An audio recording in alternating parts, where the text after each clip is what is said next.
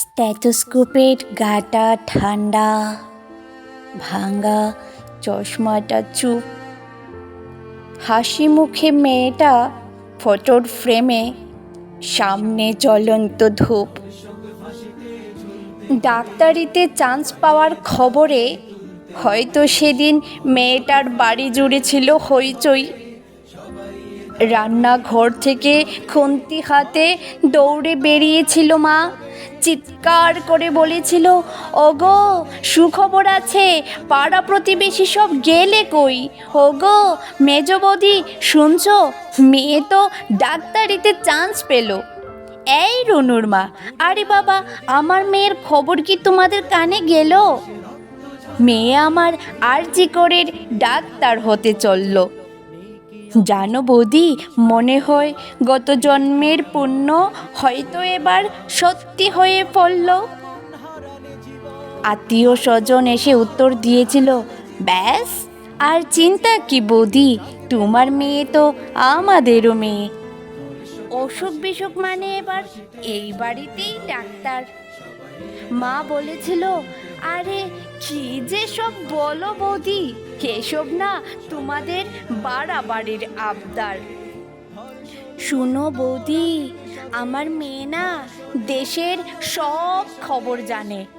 কত গরিব মানুষ চিকিৎসা পায় না, আরে বাবা তাদেরও তো বাঁচাতে হবে প্রাণে। ঠাম্মা পাশের ঘর থেকে বেরিয়ে বলেছিল, আরে তোরা আমাকে একটু কথা বলতে দিবি নে? তা বলে গলায় স্টেথোস্কোপ ঝোলার পর আমাদের চিনতে পারবে তো আমাদের এই ছোট্ট ডাক্তার নেই? সেই স্টেথোস্কোপের গাটা ঠান্ডা, ভাঙা চশমা চুপ।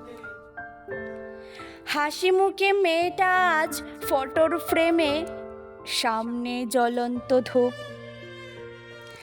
টানা ৩৪ ঘন্টা ডিউটি দিয়ে মুমূর্ষ রোগীর সেবা করে, বন্ধুদের সাথে খাবার খেয়ে গলার স্টেথোস্কোপটা খুলে মেয়েটা ঢুকেছিল সেমিনার ঘরে।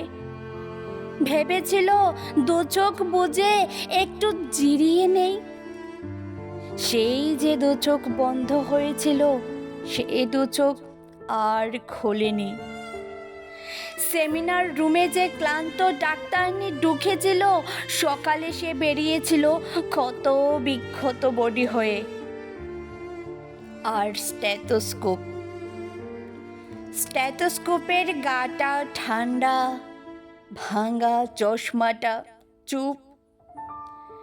হাসি মুখে মেয়েটা ফটোর ফ্রেমে, সামনে জ্বলন্ত ধূপ। যে দিত প্রাণ সেই দিল প্রাণ হাসপাতালের ঘরে, যে দিত প্রাণ সেই দিল প্রাণ হাসপাতালের ঘরে। শরীর জুড়ে হাজার ক্ষত, মেয়েটাই গেল মরে। খুবলে গেল শরীরটাকে, ভাঙলো গলার হাড়। খুবলে গেল শরীরটাকে, ভাঙলো গলার হাড়। পশুর দোলে কে কে ছিল ঝমাট অন্ধকার।